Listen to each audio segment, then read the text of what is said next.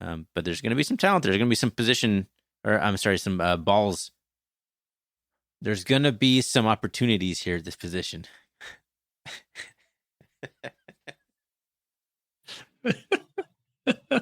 I'm leaving that in. Balls.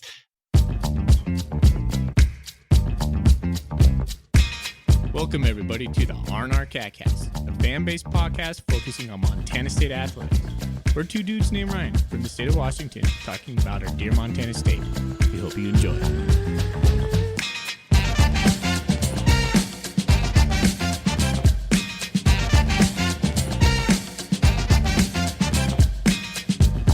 All right, welcome back, Bobcat fans. Thanks for joining us on another episode of the R&R-Catcast. I'm one of your hosts, Ryan Foley, the good-looking one. Across the state from me is my good buddy, Ryan Thornburg. The really good-looking one. We are the Ryan of R&R-Catcast, Montana State affiliate of the Big Sky Podcast Network. We are a podcast by the fans, for the fans, and we hope we are your first listen for Bobcat banter. Tony, how many more kitschy sayings can I put in there before we get going? I don't know. You hit them all. I think that was you came up with one that we hadn't discussed yet. So right on. Tony, I did some math, and that's what I do. I'm a math teacher. 4 years. We're coming up on podcasting 4 years. That's amazing. Like it's gone by. We had a whole season that didn't happen, so that was terrible. So in reality, we've only done 2.5 seasons. You think we'd be better? You would think we'd be better, and it would have gotten any better. The only thing that's happened is I think our audio quality's gotten better. Everything else is roughly the same. Yeah, pretty much. All right. Well, we're excited to finally get into the 22-23 season. No more talking about the preseason, no more conjectures on this and that. We're here to talk actual football. We have game week going on this week. We're going to start off talking about McNeese State. We had a special interview with Matthew Travis, sports director from KPLC7 out of Lake Charles. He joined us just before we got on here and started talking, and he had a lot to talk about and a lot to say about the McNeese State Cowboys that are coming to Bozeman this week for a Gold Rush game. So we'll play that audio for you later on or in the middle of the episode. We're going to start off with the news, and then we're going to probably then play the interview. I would assume that would be right. And then after that, we'll talk about the depth chart, or maybe the depth chart will come before that. We'll see what happens there. But then Ryan and I were going to give our thoughts on McNeese State. But yeah, football's here. Gold Rush is on Saturday. We're ready to kick this thing off. And I'm super excited. I appreciate the fact that there's so many preseason polls and rankings and all conference teams. It gives us something to talk about. In the grand scheme of things, none of it means anything at all. It's all decided on the field. And here we are actually talking some matchups, some football, getting back into the swing of things with a guest on the show to talk about our opponent. I am just stoked for football to be back. And yeah, like you said, stop talking about meaningless stuff. It's football time. A year ago, we were hyper-focused on the coaching transition from Choate to Vegan. That's been put to bed. We are super happy with Coach Vegan. We were super happy with Coach Choate. It went well. And that looking back on the year, that was a big storyline. But now we can actually move past that and just focus on the 22-23 Bobcats, which, like I said an episode ago, feel like they have to forge their own identity. And I think there's a lot of good things in store for the Bobcats. I mean, we're a highly ranked team right now. I think we're going to be very successful this season. I mean, kind of going off the rails a little bit here, but I mean, I'm just excited for the season because it just feels so new. The staple of those key players are now gone. And now we have a whole bunch of new guys that I'm looking forward to seeing on the field for the first time. Kind of a new page in Bobcat football coming up here. Yeah. I'm excited for it. Exactly. For sure. Alrighty. First, before we get into the news, let's talk about what's in our Golden Coolie. I have a couple on tap here. Well, geez, I'm rusty. Here. Yes. What's in your Golden Coolie? It's still weird hearing myself playing a little thing I made. It still weirds me out. It still makes me laugh because it's awkward and I'm just not used to it. I got 2 beers on tap. I'm just finishing up my Jeremiah Johnson Citra IPA, which is one of my favorite IPAs. I'm not an IPA guy, but I do like that one. But I just cracked open a Deschutes Twilight limited release summer beer. And that's what I'm currently working on here. I'm going to start working on it. I got 2 going. Whatever. It's first game of the season here. Finishing one, starting the other. It's really good. I'm enjoying it. I kind of like the Twilight, like the wording of it, and then the can or the bottle, excuse me, because we're transitioning from fall, the twilight of fall, into football season, the twilight of not football season into football season. That probably doesn't come out across very well, but I'm trying to get a point across here. It's a good beer. I'm just excited for a new chapter of Bobcat football. That's it. I'm done. That JJ beer got to you, brother. Usually does. Right. I have a pale ale from Perry Street, so it's not in a can. It's just growler fill. It's called the Crisper Pale Ale. It just came out. They put on tap probably last weekend, and it's delicious. It's loaded with hops, but it's only got that 5.5 or 5.2 ABU, so pretty easy drinking for me. Delicious though. Sounds like something I would enjoy. Yeah, you probably like it. All right. Well, let's talk about the news. Some news came out today. Coach Vigen's presser was put out there. By the way, a little shout out to Victor Flores and Alex Eshelman. Victor Flores at 406 Montana Sports, Alex Eshelman, ABC Fox, SWX. They've been putting out a lot of good content that Ryan and I have been tuning into, and most of the stuff I get to talk about on this podcast comes from them. So thank you, Victor, and thank you, Alex. I watched the presser from Vegan that Victor uploaded, and it said some kind of disappointing news that came out that was Devin Davis was a cornerback that was projected to be one of our dudes, one of the guys in the mix. He had season-ending shoulder surgery, and Coach Vegan talked about it. It was kind of like something like Kyle Cotto or Callahan O'Reilly has suffered, but maybe longer. And maybe now was the time to do it because he's such a young guy that if we prolonged it anymore, could maybe jeopardize his career as a Bobcat. So sucks that we have him not in the picture anymore. But if you're looking long term, I think that's going to be a really good thing for him because he still has 4 years to play after this surgery and coming back from recovery. So we wish him full speed. Yeah, he'll be able to redshirt. 6'1" to 195, though, man. Good size. He'd really come on strong. I was really surprised to see him at the top of the it must have been the summer depth chart heading into fall camp. He was right there at the top. And, between Devin Davis, injury, Eric Zambrano leaving the team, and then Ryland Ort's ineligibility for the first half of the season, like a group you and I were super high on and talking about maybe the deepest in the entire team isn't so deep anymore. I get the starters are still solid. I feel good about the starting, but the depth has taken a hit. So that's kind of big news. I was expecting big things out of Devin Davis at the very least to play a backup role. So big news today. Yeah. Is any other news that we're missing there, Ryan? I mean, do we want to talk about the depth chart now or just go right into the interview with Matthew Travis about McNeese State, and we can kind of come out of that and talk about the depth chart and then roll into the chat about the Cowboys? Yeah, let's do that. So let's introduce Matthew Travis right here. All right, well, we're going to play the audio right here. Enjoy.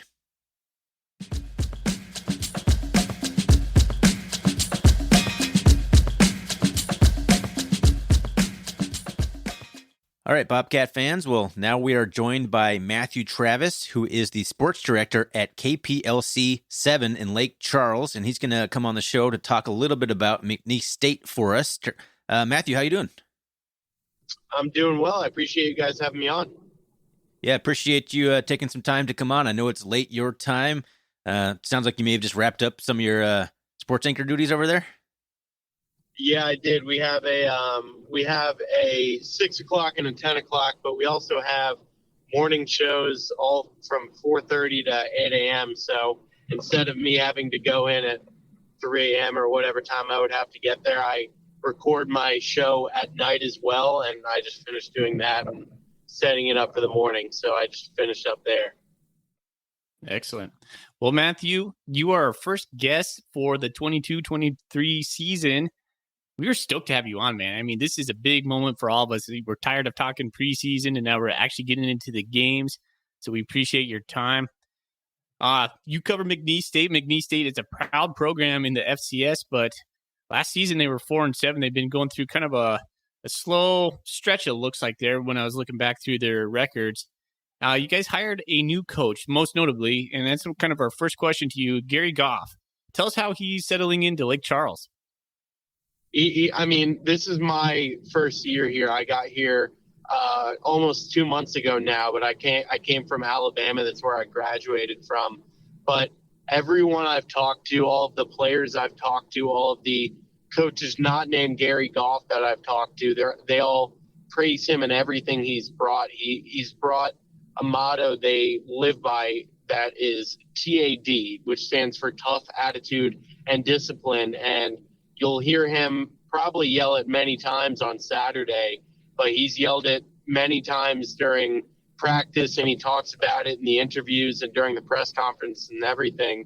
And all of the players, they randomly during interviews and practice or interviews and the press conferences, they'll say, I mean, that's what Goff has instilled in us. It's tough attitude and discipline. So he's brought, obviously, like you mentioned, last year was a very disappointing season for McNeese, finishing how they did and being embarrassing in the Southland. And they brought in Goff from Valdosta State, and he's making them work hard. All the players we've spoken to have said how much of a culture change it is and how they're really excited, because not only is the mentality of we're not a bad team, we're going into the season 0-0 just like everyone else, and we have the opportunity to make a noise, and they truly have gotten a lot better. Defensively, they've been pretty impressive.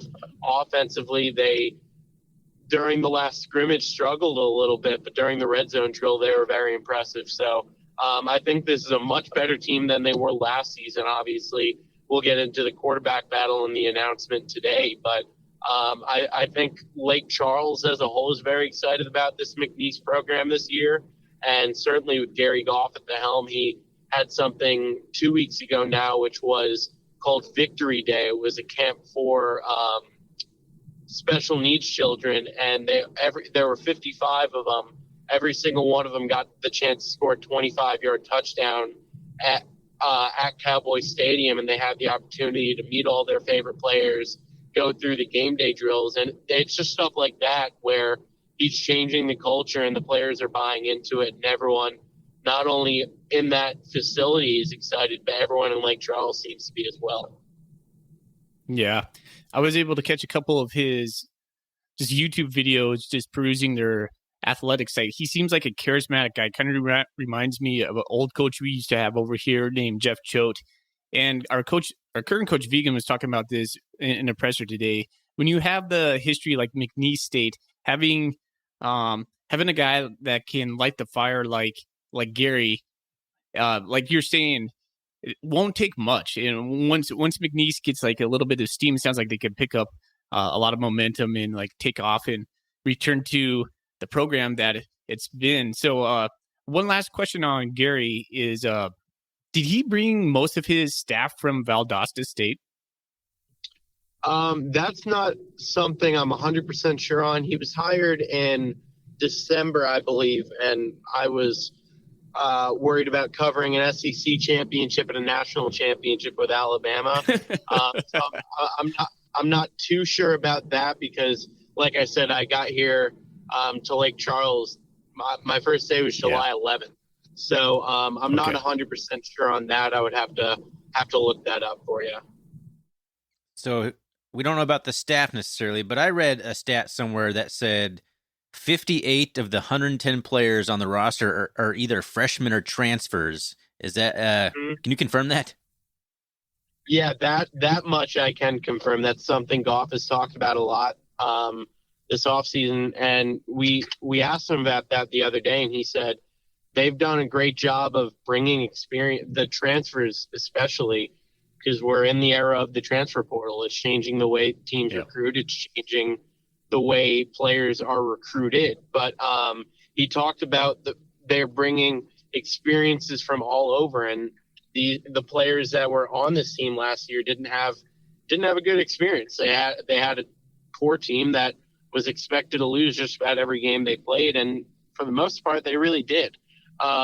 So Goff talked about how they're bringing experience and leadership from these other schools, which is great because McNeese has become a melting pot of sorts because they have players from all over. I mean, the two quarterbacks that, even still will be battling during the Montana State game for the starting quarterback position are transfers, and the two kickers are transfers, and just about and Kobe Duru, who you guys are familiar with, a transfer. So they're bringing in these experiences from all over the country, and their coach Goff talked about how it's great for especially the younger players because they get to learn from these guys who weren't at McNeese and struggling last season, and instead are bringing these favorable experiences and being able to help them and kind of understand what you're supposed to be doing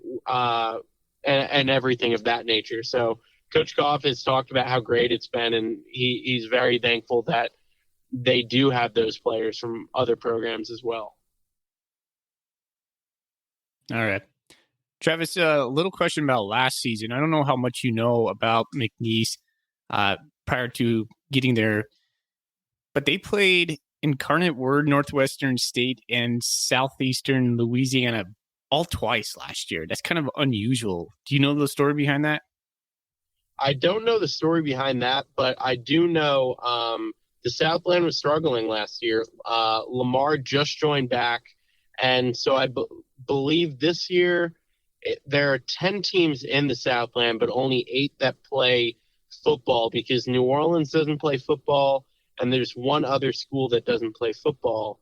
And I believe last season, including McNeese, there was only 6 teams or there were 7 teams playing football. So because of that, you have to fill those conference games. So I believe the story behind that would be they just didn't have enough teams in the conference to play a full conference schedule. So I believe that's why they would have played a team or 2 teams, like you mentioned, twice. It's been a little confusing for us up here, keeping track of all the conference realignment happening down in the Southland and all those, FCS conferences we're not too familiar with up here because the Big Sky Conference has been pretty stable. Southern Utah is leaving to join the WAC, but did the WAC collapse? I'm so confused. I don't know what's going on anymore. And Southland Media Day was a week after or 5 days after I got here. And my third day here, Lamar announced, and on July 14th, I believe it was, Lamar announced that they were rejoining the Southland after leaving last year or 2 years ago. They were in the WAC for the SWAC for a year or 2 years. And then effective immediately in mid-July, they were rejoining the Southland for every sport.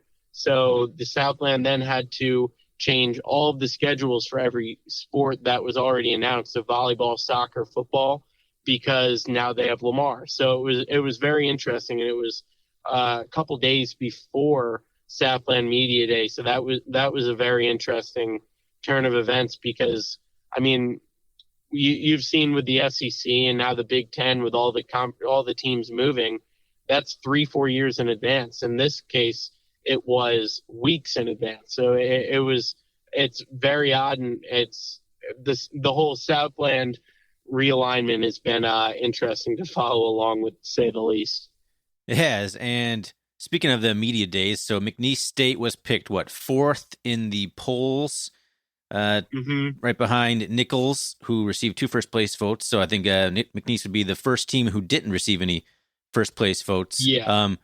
But I think I saw, 6 players were for honorable mention, or is it 8?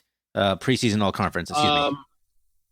I believe it's either 6 or 8. I'm not sure, but the McNeese has some good players, and Cam Ransom has, if assuming he's the one that ends up playing most, he has a chance to really be impressive. He was very impressive in the scrimmages, especially with his legs. So I expect him to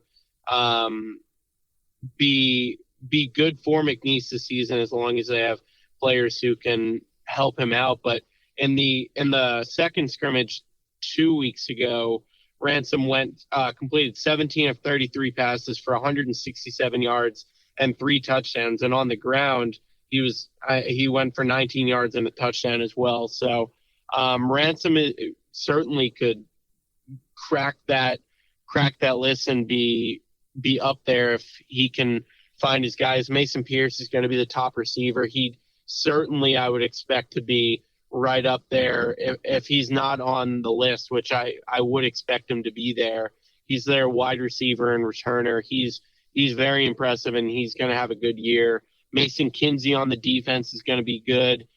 Tyler Barnes is going to be good at the strong safety, excuse me. So they have a couple guys that are certainly up there and can make some noise in the Southland. Yeah, it seems like they have plenty of talent returning from last year's squad, in addition to the new talent transferring in, like you're saying, Knox Kadum and Cam Ransom. Quick question here, and you may not know the answer to that. So Cam Ransom came from Georgia Southern, I'm reading. Does Georgia Southern still run the triple option? I haven't really followed them very much since they left the FCS, but that's what they ran when they were in the FCS. I'm not sure, but Ransom likes to use his legs a lot, so that wouldn't surprise me. It could make sense then. Because, yeah, it would certainly make sense. Ransom is a very good runner. Like I mentioned, he had 19 yards and a touchdown, but that is the least of that. That is on the low end.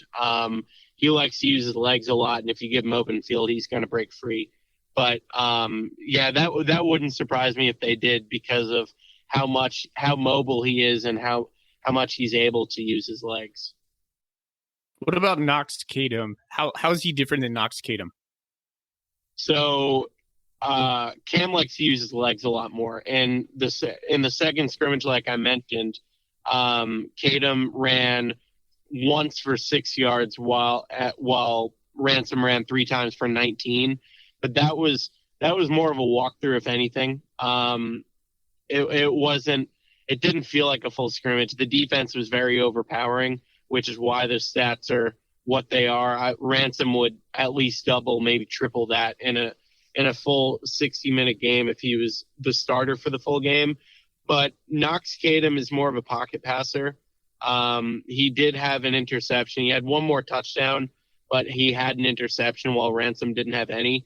Knox Kadum he can use his legs, but he likes to sit back in the pocket more and watch a play develop and find his guys from there. But I think Ransom is the more mobile quarterback and honestly the more accurate quarterback, which is why Goff announced today that Ransom would be the starter for the first series, but Kadum is expected to see the field. Well, correct me if I'm wrong here, but I think Gary Goff is bringing kind of an air raid offense down there. Is that correct? Yep. That is 100% correct. He's talked about that a lot, but McNeese also has an impressive running back in Deontay McMahon, and we asked him last week how McMahon would kind of fit into that role, and because we hadn't seen McMahon really at all in the first 2 scrimmages, and Goff just said, well, you don't need to see him because he does what he's supposed to. He gets a drive, and then he sits right next to Goff. I mean, McMahon in the second scrimmage only had 1 rush. But that's simply because Goff knows what he's getting out of him. But Goff said the positive of the air raid for the run game is by using the air raid, it opens up. Teams are always expecting the pass, so it opens up the possibility to run it when they're not expecting it and give McMahon the opportunity to add up some yards and some touchdowns as well. But it is the air raid, but McNeese has impressive running backs led by Deontay McMahon, like I mentioned. So I wouldn't discount the run game as well. Defensively, it seems like McNeese kind of builds around stopping the run. Is that something they're going to continue to do here this year? I think they led the Southland in rushing defense last year, if I remember my stats.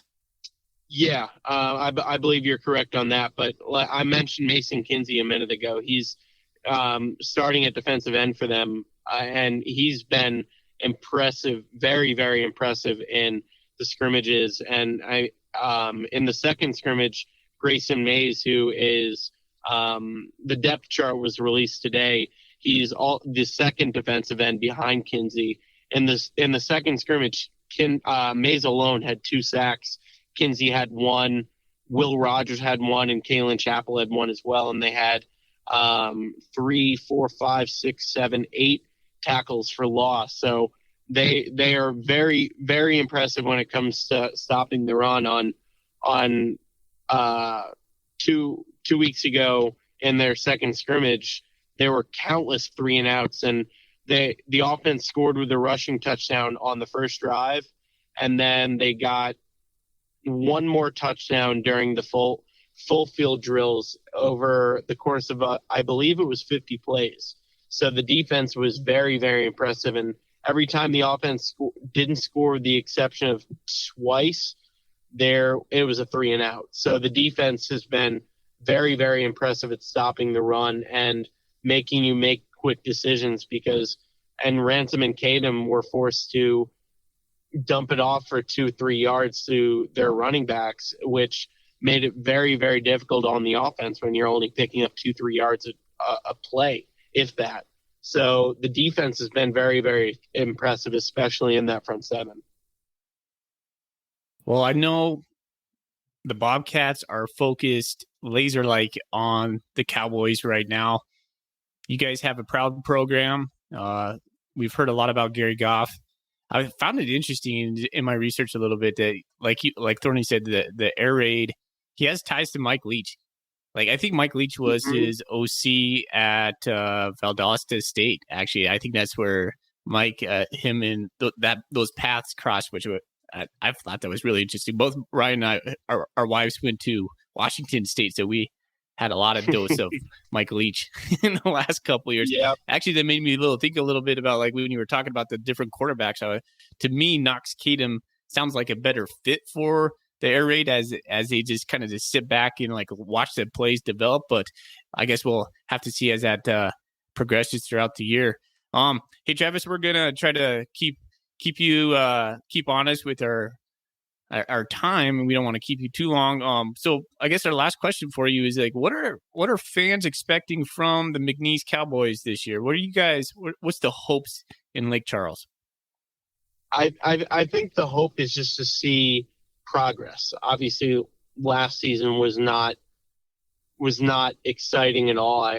They finished 4-8, I believe it was. So it wasn't exciting for them. It wasn't anything like that. And then you guys might not know this, but 2 years ago, Hurricane Laura destroyed Lake Charles. The TV station I work at, we're using a temporary set right now because a TV tower fell through the studio, and they're still in the progress of rebuilding that studio. So we're in a temporary set right now while they rebuild that. And everywhere around here was destroyed. I mean, McNeese has the biggest stadium in the Southland, and the flood water was completely covering the stadium.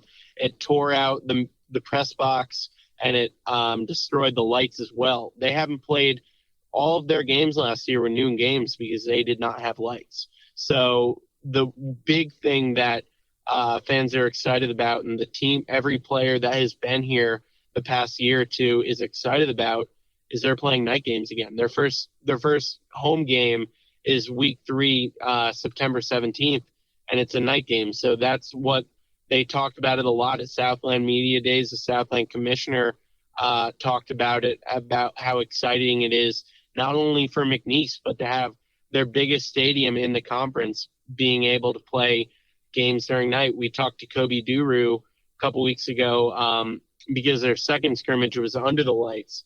We asked him, coming from where he's come from, San Diego State and Montana State, what's it like being able to play a night game here. And he said all the guys here have talked about how unfortunate it was having to play games at noon. And he said when he was looking at pictures and videos when golf was recruiting him to come here, he said it was weird seeing all the games played during the daylight. And I don't know if you guys have ever been to Southwest Louisiana, but winter and fall do not exist. It stays at the minimum 65, 70 degrees in December.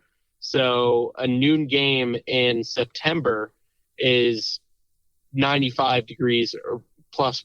So there was a practice 3 weeks ago.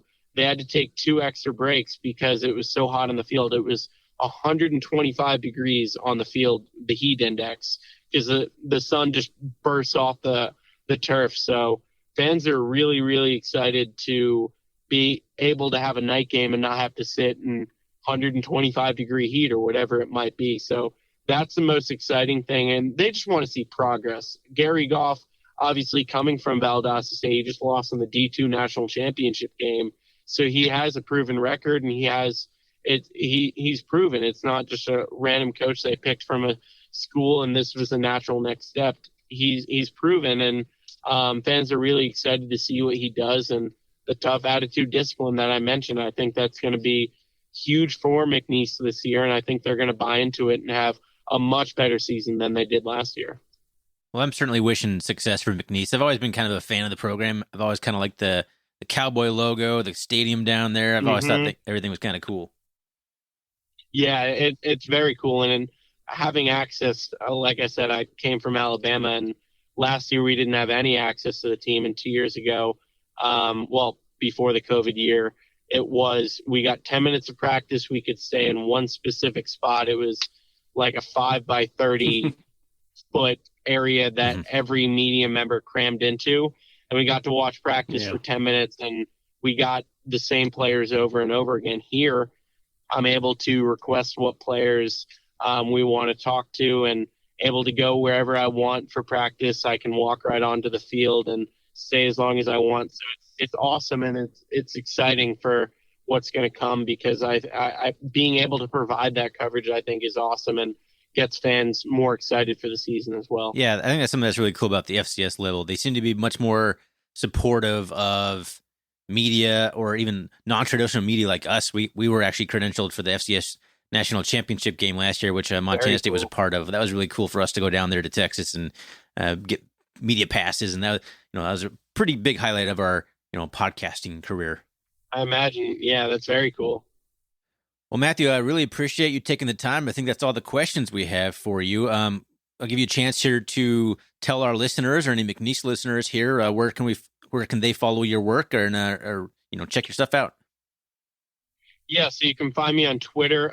That's what I use for the most part. It's Matthew J. Travis _. And then if you wanted to follow along with KPLC, I provide a lot of coverage there with McNeese, all the local sports, LSU, the New Orleans teams, and also the Astros. You can find us at KPLC 7 Sports. So, I really appreciate you guys having me on. All right. Appreciate it, and have a good night, and we'll probably chat again after Saturday, I imagine. Yes, sir. Thank you for having me. Right. Well, that was our interview with Matthew Travis down there in Lake Charles. Really appreciate him coming on, talking about McNeese State for us, giving us some insider information that we wouldn't have found otherwise, just what's going around camp, the outlook, some players to watch, some really good stuff there. Yeah. It was. It's always fun to connect with these sports writers and media members across the United States in different programs. We're pretty lucky to be in the position we are where we get to talk to them. But Matthew sounds like a good guy. When he kind of laughed, I kind of felt a little bit bad, because he's like, I had to cover a national championship. Rough. When in an SEC championship, and I just kind of giggled. I was like, well, that's like a big deal. And he goes from covering Alabama to McNeese State. So I wasn't trying to be disrespectful to Matthew at that point, but I was like, whoa. I think that was a little tongue in cheek. I mean, he's just like, I was just a little busy. Yeah, okay. I think that's how I took it anyway. All right. Doing Hopefully some big time things is all. Mad. No big deal. Before we get into the chatter about the McNeese Cowboys coming to Bozeman, The depth chart came out for the game. So let's talk about the depth chart and then parlay that into the final chatter about the McNeese Cowboys. All right. Sounds good. So let's just go through the depth chart and kind of talk maybe things that kind of stood out to you or you weren't expecting, because there are a few surprises on here to me. All right. What's the first surprise you saw, Thorny? Cole Sain at right guard. That's the one that kind of just stood out to me, because Cole Sain had been listed primarily as a backup on every depth chart I'd seen, and I believe he was mostly listed at center as the backup. I know he has played pretty much everywhere, but I hadn't really heard he was running with the first team at any point during fall camp. So him to come out there starting at right guard, where I believe the battle had been Titan Fleischman and Marcus Ware at right guard, is really what we'd been hearing. And then Marcus Ware kicks out to right tackle and is backed up by Jacob Kettles. And Titan Fleischman is all of a sudden listed as the backup at left tackle to Rush Reimer. So a little bit of reshuffling along the offensive line that maybe I wasn't expecting. But, those guys haven't really played together. So I don't think it's a concern. I think obviously the coaching staff knows what's best for the team and for the offensive line continuity and all that. But that was the one that kind of stuck out to me immediately. Bunch of young guys, bunch of sophomores on that front line. They're gonna have a lot of playing time together. Yeah, I think Ryan. Quick question to you: do you think the guard tackle, is it easier for a guy to be able to be good at guard and tackle versus center and guard? That's a good question. I think probably a guard and a center are more similar, because a tackle is a guy who's just kind of out on the island trying to handle a pass rusher. A lot of those one-on-one situations where guards and centers are more like passing guys around, because there's a guy right next to you. You can pass them down to the left or to the right as you need. I think tackle is a whole different kind of philosophy. This is coming from a guy who has not played any of these positions, so I probably don't know what I'm talking about. But that's just my fan perspective on that. Yeah. Well, I'll give you a surprise. Let's move down to the tailback. And you see on the two deep, we have Keegan Williams, and then Lane Sumner. Kagan. We were saying that wrong. Yeah, there it is. Kagan. Yeah. We were saying it wrong on our last episode. Sorry, Kagan. Also, Simeon Woodard. Yeah, I heard Simeon that. Where did we hear that? Simeon. Yeah. Coulter Nuanez. Simeon. Right. So we'll educate you on that. No, Elijah Elliott. I was surprised to see Elijah Elliott not be maybe number one, number two, but am I really? I don't know. So just not to see his name. I assume Lane Sumner, Elijah Elliott could be interchangeable right there. It's just good to see Lane Sumner there. I don't know, maybe just because he's healthy, but I imagine we'll see Elijah Elliott. Yes. Coach Vegan said today we'll see that freshman from Texas. What's his Jared name? White, again? Right? Yeah, there it is, Jared White. So there'll be kind of a four-headed monster between Kagan, Lane, Elijah, and Jared. So we'll see how they split those reps. They did not do a good job last year splitting reps between running backs. It was really kind of a sore subject with the team on how they handled that. That'd be something I'm going to be watching for early on. Yeah, they preached all offseason about how they learned their lesson, but we'll see what actually happens in game situations. You just have these tendencies you build as a coach, as a play caller. You try and break them, but eventually sometimes you fall back into the comfort zone of just like, all right, just give it to 22, and that's we can't have that this year, and we can't have it right now because Afonse's not even playing; he's hurt. So because of these, and that's where I'm hoping the coaching staff has learned and is really practicing, which they've been preaching all summer, and we will see that on Saturday if that's true or not. Something else that kind of surprised me, we'd been hearing about it, but here it is: Taco Dowler listed as basically the backup to, is it Cleavon Thomas? Man, there's so many names that I'm not too familiar with yet. This is the whole new chapter thing, right? Like just learning names. Is it Clevin or Cleavon Thomas? It says right there, Cleavon. Looks like Clevevan. Cleavan. Gosh. Cleavan. Sound like such an idiot. I'm trying to read the depth chart. The van is all capitalized, so it's Cleavan. Right? Clevevan. Anyway. Cleavan? Cleavan, yeah. Your first choice for Bobcat information on our CatCast. Banter. But yeah, Taco Dowler Bobcat listed banter behind Cleveland Thomas there, and him starting, I guess, maybe a little bit of a surprise. Not. I guess if you've been following fall camp, but just the fact that he kind of came here with not a lot of fanfare. For him to come and kind of win the starting job, I think is impressive enough. But Taco Dowler just being on the depth chart with the slash with Marquis Johnson, the Sacramento State transfer, I guess that entire position group is a little surprising. But I think there's some serious talent there, some young talent, and besides Cleveland Tavis obviously being a grad transfer, but there's going to be some talent. There's going to be some some balls. There's going to be some opportunities here at this position.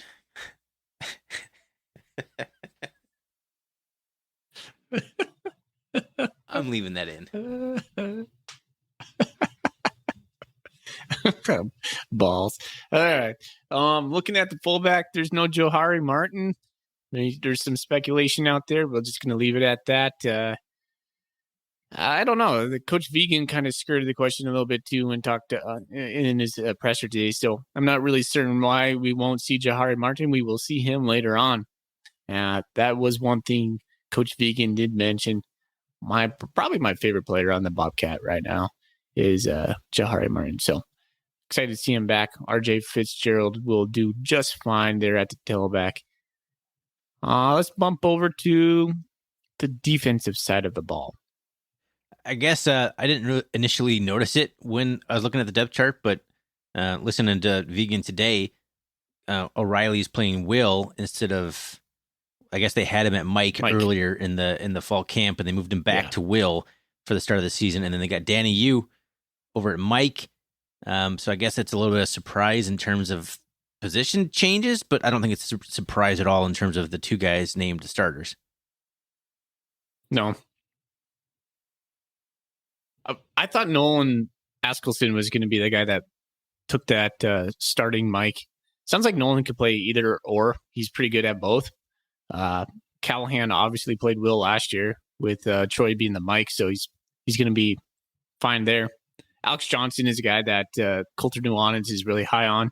Seems like a guy who's like physically developed, like very like noticeably over the off season. So I don't know. Yeah. So Callahan moves over to the Will. Danny Yu playing the Mike. Looking at Nicola Ty is going to hold down that. Lavelle Price. So corner now, James Campbell.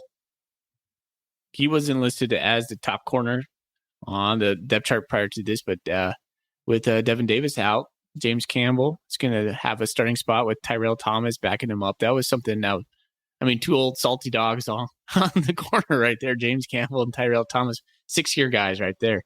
Those guys are old. Yeah, to me, the surprise was that Devin Davis was ahead of James Campbell on the depth chart. Mm-hmm. So, just the fact that Devin Davis was ahead of James Campbell, I think really speaks to how well Devin Davis is playing. But I'm absolutely confident in James Campbell being there. I think he had a pretty good year last year, despite some injuries. I think he's going to bounce back quite well. So I think we're set there at corner. Obviously, Tyrell Thomas, like I said, the old salty dog. Their side's manned by a sophomore and a freshman, but it's Woodard and Drew Polidor. So again, comfortable. The only other, it's not a surprise because basically it's an attrition at this point. The strong safety is it Reedy or Reddy short? It's not listed on here. I heard Reedy today. I haven't heard anybody say their name. I think Coulter said Reedy. I say Reddy. Coulter said Reedy today. Yeah. I've been saying Reddy in my head. He's kind of bad with names, though. he's kind of bad with names. Fair enough, because we're so good. We just spent like 30 seconds trying to figure out how to say Cleveland Thomas's name. But anyway, Short basically wins the battle of attrition there at strong safety. I think he'll be fine. But that we're not here to talk about, I guess, that so much. Just the fact that any surprises. It's not a surprise because who else is left there? Kendrick Bailey's been with the program for a while now, a senior, junior college transfer guy, but he hasn't really played very much because he's been injured and buried. So those are the two guys at strong safety. I called that. Jeff Manning, Reddy Short. Yep. Rose. The Pac-12. Starting in the background. Back end. There we go. All right, let's move down to specialists because this is probably the biggest surprise. Yeah. Punt returns. Taco Dowler taking Willie P spot. I know a lot of Bobcat fans are pretty stoked about that. I'm just excited to see what he can do in the open field. We've heard that's where he's electric. So I want to see Taco catch it and take it to the house. That's a bold prediction. We need to bring back the bold predictions. Maybe we can make a bold prediction here by the end of this episode. But Taco Dollar taking his punt returns, and then Marquis Johnson, the transfer from Sac State's going to be taking the kickoff returns. Coach Vegan's just saying, hey, we need a guy to make a play. We need some flash back there. So Marquis and Taco going to be the guys that are taking the kickoff duties. I like that. Marquis and Taco. What a combination of names. Kick returns, though. Get used to Marquis it. Johnson and then Lane Sumner is the other one listed because you get 2 kick returners. So Lane's going to be back there taking kicks. So that'll be interesting, too. I think Lane's pretty electric. I think he did some return duties last year when he was healthy. So it'll be exciting because he's supposed to. Either that or in 2019 with Choate. It may have been 2019, but he's reported one of the faster guys on the team. So and Marquis Johnson's fast. All we're hearing there too. So I think we got a lot of speed in the specialist return department on punts or kicks. Excited for it, bro. Excited. Do you remember first game last year? Willie P takes it to the house and then gets called back on a fake block in the back. Phantom cost us game against Wyoming. Did not happen. Phantom. Hey, I was rewatching the UT Martin highlights today because so to prepare for this episode, I kind of re-listened to our UT Martin episode because we had a play-by-play guy on there, and I was like, how do we do this again? What did we do last time? And it got me all amped up, so I went and watched the highlights of the UT Martin game, and Willie Patterson had like a 50-yard punt return that set us up for great field position that game. And I was like, Willie P did some good stuff back there. He got a lot of flack. He made some questionable decisions, but he was electric when he caught it appropriately. But that was kind of the problem. So, Willie's going to be, I think, expected to be a big contributor in the receiving department. So it makes sense not to have one of your top 3 receivers back there risking injury. Yeah, I'm excited for Willie P. He had a really good postseason last year through the playoffs. He really came on. Yeah, I think him and Tommy are going to be good buddies. Whew. Man, I'm so excited to watch Tommy a lot. I'm excited to watch football. All right, let's stop talking about the depth chart. Unless you got anything else to say on this, let's move over to kind of our thoughts, our game preview on McNeese State. Whew, let's do it. This is we're rusty. This is our first time doing this this year. Usually we talk about our opponents, like where they finished last year. I believe McNeese went 4-7 last year. Yeah, 3-5 in conference, 1-4 at home, 3-3 away. They were 4th in the Southland, so not quite the McNeese State that we're accustomed to hearing. If you watched Bobcat football or paid attention to the FCS in the early 2000s, all the way through maybe even the mid 2000s, McNeese State was a team to be reckoning with from the Southland. But they've hired a new coach in Gary Goff, who is this charismatic dude, and he reminds me a little bit of Choate. Like, he just kind of feels like he instills that confidence. He has that bravado to him. He came from Valdosta State University, where he went like some absurd 22-3. That's a D2 program, isn't it? Yeah. I got a little bit confused today because I think someone asked Coach Vegan about junior college coaching. And I was like, where is that coming from? Because I was like, is Valdosta junior college? That's why I asked you, because I was listening to Vegan, and I'm pretty sure I heard him call Valdosta State a junior college. And I don't think that's right. I don't think it's right. It's pretty sure it's Division II, which is what Matthew Travis said. Yeah, I'm pretty sure it's Division II. Anyway. Yeah. And they're in the Gulf Coast Conference of something. So there's so many schools down over there, man. We're up here in the Northwest. We're not used to there's you walk 20 feet and there's another football program. So, long story short, I think this new coach, Gary Goff, is going to light them a fire. And like Coach Vegan said today, tradition really never goes away. Once you have that tradition, once you have that cachet, it only takes a little bit to reignite that fire once again. And McNeese State is, I'm thinking kind of primed to get back on the national scene. I wouldn't be surprised if in a year or two they're ranked again and back in the mix with this guy, because Coach Gary Goff, everywhere he's gone, he has had really, really great success. And like I said, when I watch him, Thorny, when I watched his YouTube videos of him speaking, he has that it factor, just kind of remember when Coach Choke came along? You're like, man, there's something I believe about that guy. Well, he has that, and we know what that does for a program. And so after talking with Travis there, it's, fans are excited, players are excited, they're buying in. It's going. So they're coming to town, and it's going to be a handful. I think people on Bobcat Nation right now, we're going to kill these guys. They're multi-touchdown predictions. I don't know. I'm a little bit nervous.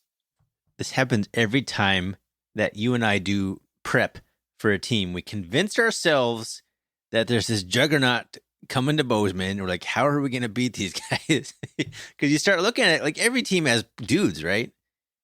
Goff, yeah, and Goff, like you said, seems like a rising star. Maybe is not the correct term because he's older, but like a guy who's could be a really good hire, like a really solid hire that could turn a program around, that does have that tradition, that doesn't need a whole lot, just maybe swift kick in the pants to get things kind of realigned. And it's easier to do now with the transfer portal. You can rebuild your entire roster. You can fill holes pretty quickly and pretty fast. And when you're down there and there's so many programs, like you can get a guy who's like fourth string at Ole Miss or something, like just up the road, and he's going to come in down and be a solid player for you. It's a little harder to recruit up here for that kind of stuff. So, I mean, he can rebuild that roster real fast, and he's done that. Now, whether that translates into success or not remains to be seen. But one thing I did notice here, and I came across this in my research today, Goff is the fourth coach at McNeese State in the last 5 seasons, which is kind of crazy. Oh, if you went back, it's like they have like 5 coaches in the last since 2007 or something like that. Now, what happened? I only read the stat. I didn't investigate it. Yeah, same. If you don't know, it's figuring out McNeese State history was kind of hard because their wiki page was a little bit just not all that great. Anyways, I'm going to withhold my frustrations talking about that. But yeah, they've had some turnover. Yeah. Well, I mean, that could be a good thing for them this year, at least in terms of players and maybe staff too, because maybe they can solidify a staff. One of the turnovers, of course, would be, Willie Mack. Our guy Willie Mack, recently employed by McNeese State. It will do absolutely no good scouting-wise because it's a whole completely different team. But, it's pretty interesting. The two parallels. You got Kobe Duru, who played at Montana State in 2018 as a freshman. I'm not sure you ever saw the field, but he was on the team as a freshman anyway. And then, Willie Mack Garza coming from the secondary coach, right, at McNeese State last year or 2 years ago. Safeties coach. So pretty funny. It's a small world sometimes. But so one question I had for you, Ryan, is they seem like they're in the same position we were in last year when we went to Wyoming. And that they have a new coach, new system, no tape out there. Is that advantage McNeese? It is. I mean, that has to be an advantage. When you come in to play an opponent and you're just now naming a starting quarterback, but likely both quarterbacks are going to get playing time. You got a whole new offensive philosophy. You got so many freshmen or transfers. Like I said, 58 of the 110 guys on the roster are either freshmen or transfers. Freshmen aren't going to be guys that you're going to have any film on either. I know Vegan's been watching like Valdosta State film. Like they're trying to piece together what they can. Okada was talking a little bit about how it's a bit of a challenge. The guy is notorious for being extremely prepared for an opponent. He's having a little challenging time pinpointing exactly it. So it's going to be a challenge. I mean, that is an advantage. It has to be an advantage, right? Right. The only other thing that I could think that would be a challenge for the Montana State Bobcats is they have to prepare for 2 different types of quarterbacks with Cam Ranson and Knox Kadam, one being more of a mobile quarterback, one being more of a pocket passer. So the Bobcats have a handful to prepare for.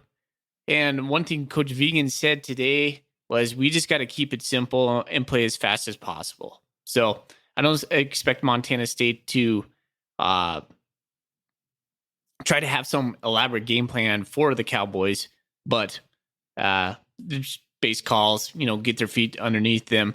The one thing that, let's be honest, Ryan, one thing that Montana State is going to have going for them is about 20,000 raucous Bobcat fans underneath the lights.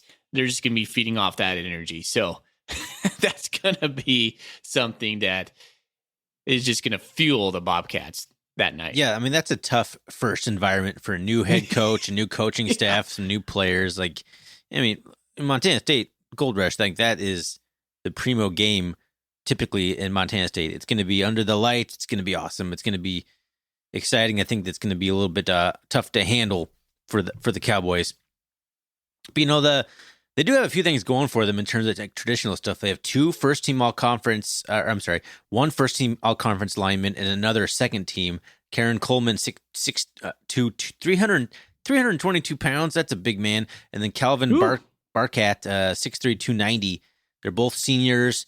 I think they've both been with the program a while. I mean, that makes it easy for a new offensive staff, a new quarterback. If you got an experienced offensive line in front of you. And then, as Matthew was talking about, Mason Pierce, 5'7", 152 pound. That's a small little guy, but he's quick. He's a preseason first team all conference at punt returner and a preseason second team at wide receiver. So he's a guy who can clearly make people miss in space. Slight guy, but he's going to have some speed. So I wanted to talk a little bit about, I don't want to stay on too much longer here, but the air raid offense. How do you think that matches up with the Montana State defense? That's a good question. The air raid offense, from what we saw as Washington State fans, is a zone kind of killer. If you try to play a zone coverage against it, that's where it really works out. I wonder what Montana State's going to combat it with. Do you think the Montana State Bobcats are going to try to play more man? I would suspect yes. Rush 4 or 5 and play man, but I have no idea. Willie Matt Garza, we don't really know what he's going to do. Exactly. Yeah. So keep it simple. Play fast. I know that's what they want to do. I don't know how you do that against the air raid. So it's going to be a challenge. It's going to be a good, super early test for the secondary that is short a few key players that we're expecting to be present. So that's going to be a good test for them. And it's going to be a good test for the defensive line to see if they can get some pressure. Brody Greavy's going to have his work cut out for him. He's going to have to make some splash plays and kind of get to the quarterback and disrupt whichever quarterback's back there on this air raid stuff. And then the linebackers that kind of stay home and make sure that their preseason first team all conference running back, Deontay McMahon, 5'9", 185 pound senior, doesn't squeeze through there and break loose when no one's expecting him to do so. It's going to be a challenge. I think that the Cowboys are going to present some problems with their offense, their new look offense that there's not a lot of tape on. And I think the Cats are going to really have to play disciplined football. This reminds me of one of those types of matchups where we could get in trouble is that we could get home to the quarterback, but then they scramble and then find some success on the ground. You know what I'm talking about? Like, there's been teams where we play where like, oh man, we're going to crush these guys, and then they step up and then they get out of it, and all of a sudden we're playing some sort of prevent defense or some sort of max drop defense, and then the quarterback is able to get 5, 7, 10 yards on a scramble. That's always just very frustrating to watch. I could see that happening. I could see that too. And one thing that's almost guaranteed with the Southland team, they're going to have speed. Yeah, like almost guaranteed. Like so, if you're not sure tackling and if you're not assignment sound, a guy gets in the open field, he can make you pay. So we'll see how that goes. Defensively, this is where I want to ask you. They had their calling card stopping the run. The Bobcats obviously probably going to try and establish the run. How do you think that matchup looks for the Bobcats? I don't know too much about the McNeese State front defensive line, and so I'm not really sure, and I'm not too certain on how the Montana State young sophomoric line is going to look as well.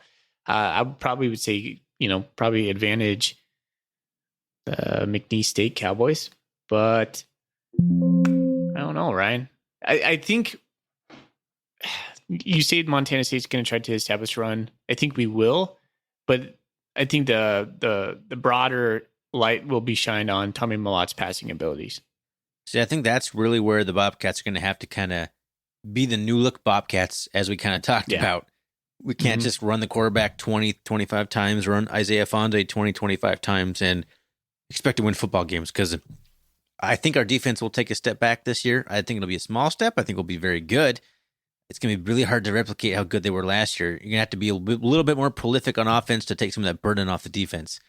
So, it could be hard. Like, if we have a hard time coming out running the ball and they're able to contain Malott in his running abilities, like, that could really, really present some problems for the Bobcat offense. That could, I could see. That's why I predicted something like a 27-17 game in this. Somebody asked me on Bobcat Nation, like, well, why did you predict that close of a game or that low scoring of a game? Because I just don't expect us to come out and just set the world on fire right off the bat. We have too many new faces, too many new pieces on offense and defense, honestly. So I expect the Cats might struggle to score the ball more than people are expecting the Cats to struggle, honestly. And against a team that is, probably going to be fast, probably going to be pretty athletic, as I'm just kind of generalizing Southland teams here, and that is known for stopping the run, it could be a little bit of a problem. Could be one of those games where the Cats don't score much until maybe the third quarter or late in the second. I remember feeling a little bit of frustration when we went to the Gold Rush last year, and it was a little bit like that. I mean, that's kind of how the UT Martin game was that I watched the highlights of. Like, that was a really low-scoring game, and I forgot how that first half ended with Tommy Malott scrambling, getting tackled, and fumbling it for a fumble 6. It was crazy windy that day, though. It was, and that doesn't help. Yeah. And that was Malott's first game at quarterback. But I'm just that kind of is just how it kind of progressed. Like, it was a struggle, kind of a slugfest. Like, why is this team hanging around? We can't do anything. And I think we could have some similar feelings for at least one, maybe 2 quarters. I'm hoping that it changes in the second half.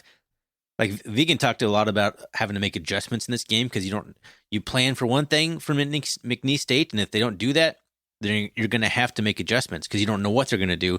So if your plan's not working, those in-game adjustments are going to be crucial. The halftime adjustments are going to be crucial. And I think that was something that Freddie Banks was so good at defensive coordinator last year. We'll see how we're able to do that this game and this year. Be interesting. Before we get out of here, Thorny, what's one thing that you're really looking forward to seeing? I mean, the easy answer, the low-hanging fruit, and this is just my answer, is just Tommy Malott with an off-season learning position, getting familiar with Taylor Housewright, getting familiar with the new receivers. I'm just really excited to see Tommy Malott in a quarterback situation that we're hopefully not just scrutinizing every single podcast episode like we basically have since we started this podcast. I'm just excited to see what he can do. I'm excited to see the defensive front. I want to see Sebastian Valdez and Brody Grebe. I want to see how that all works out. That's a solid choice. I'm pretty interesting to see Kagan Williams too, as well, because I think he's got a little bit of hype with him, kind of a low key hype, and he's going to get a lot of carries, I think, in game 1 if he's fully healthy and ready to go. Right on, man. It's Bobcat football season. Let's go. Bobcat football season. Any buy or sells or any bold predictions we want to do here before we get out of here? I don't think I have a buy or sell, but I'll give you a bold prediction. We will house either a punt or a kickoff. Special teams return touchdown. Yes. Ryan Foley. Okay. Any names or just in general? Taco Dowler. Taco in particular. That's very specific. Well, that would have to be a punt then, because he's not the return specialist. So punt return. So, okay. Well, punt return. Okay. That's a solid pick. That's a tough one. I'm gonna go that Kagan Williams runs for 150 yards. Is that bold enough? Ooh. No. Well, that's a bold prediction. Yeah, it could be a bold prediction, because I could see Montana State having a concerted effort to get the ball to quite a few backs. Yeah, their defense could be good, and we could be spreading the ball around. So I'm not sure any one player will be able to do that, but sure, I'll go with that. That's my answer. All right, touchdown from Taco Dowler, 150 yards. Kagan Williams, book it, people. Well, don't book it. These are bold predictions. They're like pencil it in. Pencil it in.